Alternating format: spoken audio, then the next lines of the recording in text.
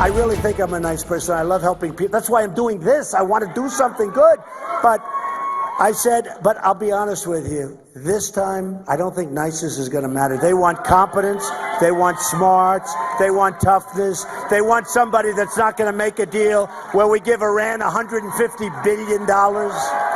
Let us begin by paraphrasing one of the great short rants in motion picture history and use it in reference to the current discussion of a certain candidate's dominance heading for the final Republican debate of the year. Pollsters driving people because no one wants to talk about the issues, hyperbole instead of real solutions, candidates who talk about their poll numbers, human sacrifice, dogs and cats living together, mass hysteria. Okay. This edition of The Political Animal features no proton packs, no sidekicks named Slimer, and candidate named Zool. Thought might not be a bad idea. He's the former head of FEMA, now owning the weekday afternoon drive airwaves at 630 KHOW in Denver, Colorado, Michael Brown. How'd I do, Mike? I think I captured the country right there. I think you should just go back and we should just play that over and over and over. I think that's now the new theme for this season. Please, no. Wait, I see my career flashing before my eyes. Listen, let's talk about the numbers, though, here. Look, here's a joint ABC News poll. Now, we're always run by polls here, and that's another part of the discussion here. But here's a joint ABC News and Washington Post poll out today. Donald Trump, 38%, Ted Cruz, 15%, dominant. Here's the Monmouth University poll I'm going to talk about. Trump earned 41%, nearly tripling Ted Cruz. Michael, come on. We're run by polls in this country. People are listening to the polls. It's over. It's done. Let's stop talking right now. Donald Trump, just anoint him king and let's stop, okay? Isn't it amazing? There's not been one vote cast, and already we're jumping to all these conclusions. I hope what happens tonight in these debates, Ed, is that we start the winnowing and the whittling down process. I think now I don't want anyone to take me wrong. I think this is a great bench. I think that the Republicans have put forth more really good candidates than we have in a long time. I can tell you all the good things about a bunch of them that I know, some bad things about some of them that I know, but this is a good bench. But there's not been one vote cast yet. So I'm hoping that just because it's almost Christmas time, it's almost New Year's, that everybody takes a big, giant, deep breath. The candidates do their campaign, we move into Iowa and New Hampshire, and we all settle down. Wouldn't that be great? And that would be great. Now, here's something else maybe to settle everybody down. And look, we're not trying to say that Donald Trump is going to lose. Come on, let's just be honest here. The group that was asked in the CNN poll, 250 said Republicans, 135 said they lean toward the party, meaning they aren't necessarily committed. There is no way of knowing whether any of these 385 people will vote in their state primary election. Isn't that what we're really missing here, Michael? Is the state primaries haven't even happened yet.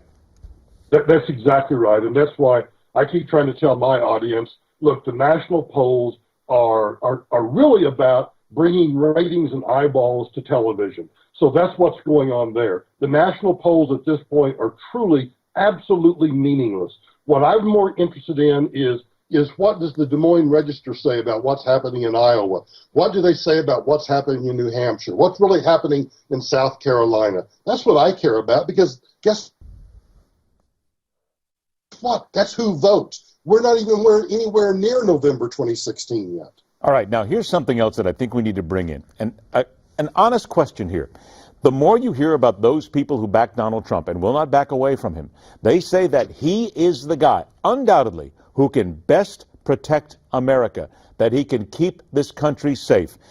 I'm not going to insult anybody here, but I'm going to ask a simple question, Mike.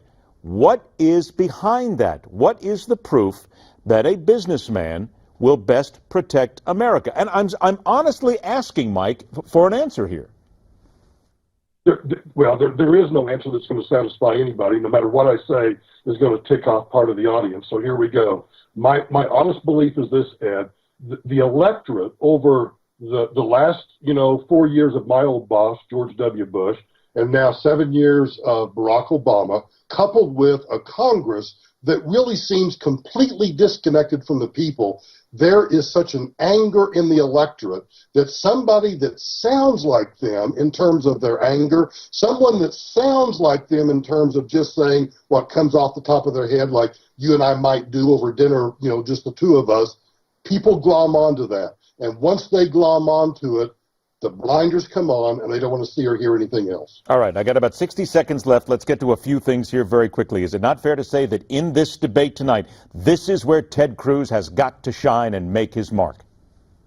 I think he has to shine, and I think he also has to do, and I think Ted will be very good at this, not take any bait that Donald Trump throws out at him. Cruz has to stay focused like a laser on the issues, continue to do what he's doing, and that is avoiding getting trapped into these, diatribes and these barbs exchanged between the candidates. Focus on the issues. He does that, he's the winner tonight. Number 2 out of 3, Jeb Bush has got to take the gloves off and he's got to get dirty. I think it's over. I don't think there's anything Jeb can do. If you raise $100 million, you've spent $50 million, you've barely budged in the polls. I think people are saying collectively, you know what, we're just not interested. 20 seconds left. Chris Christie's latest ad, the final line. If we don't protect each other, no one will. Fair to say that Christie is setting himself up perfectly. He's far behind, but he is looking better, yes? Oh yeah, this is an infusion of oxygen into the campaign, and I'm not saying that Christie is using the tragedy of San Bernardino, but he is using the fear of the Americans that, you know what, we really do face this existential threat, and Christie's being smart by focusing on that and using that. Let's see what happens. Michael Brown, 630 KHOW Afternoon Drive. Thanks a lot, Michael. We'll talk to you again real soon. I'll have another rant for you for the next time. Don't forget, our special tonight, right after the debate. Matter of fact, we're going to get started early. Don't wait until the end of the debate. Join us at 10:30 Eastern, 7:30 Central Time to get everything you need to know about this debate, and the hard line continues.